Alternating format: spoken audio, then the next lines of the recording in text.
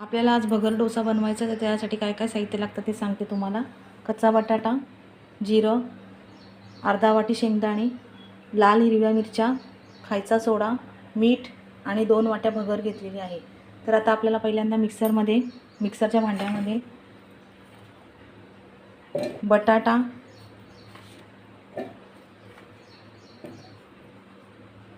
भगर निवडून घेतलेली आहे व्यवस्थित, शेंगदाणे टाकायचे, थोडं जिरं टाकायचं, मिरच्या टाकायच्या, थोडंसं मीठ टाकायचे चवीनुसार, थोडं जास्त बारीक करून घ्यायचं आहे, अजून थोडं जाडसर आहे, थोडं पाणी टाकलं त्याच्यामध्ये। डोस्याचं बॅटर आपलं तयार झालेलं आहे। आता ते भांड्यात एका काढून घेते मी आणि त्याच्यामध्ये थोडासा किंचितसा खायचा सोडा टाकायचा आपल्याला आणि चमच्यानी मस्तपैकी ढवळून ते तव्यावरती छान आपल्याला डोसे काढायचे आपल्याला आहे। आता त्याच्यावरती मी भगर डोसा पसरवून घेणार आहे।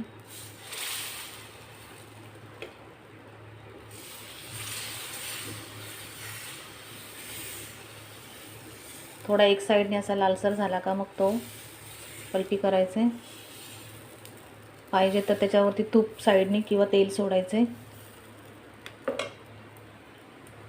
हे बघा,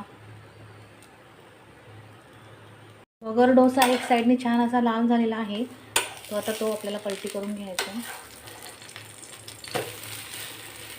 आणि तो शेकला का मग ते काढायचे। भगर डोसे आपले रेडी तयार झाले मग।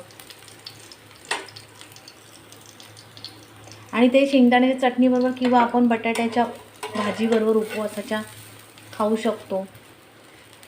हा मी डोशाचा तवा घेतलेला आहे, त्याच्यामुळे डोशाच्या तव्यावरती ते चिटकत नाही आणि हे झटपट होणारा पदार्थ आहे, त्याला वेळ लागत नाही।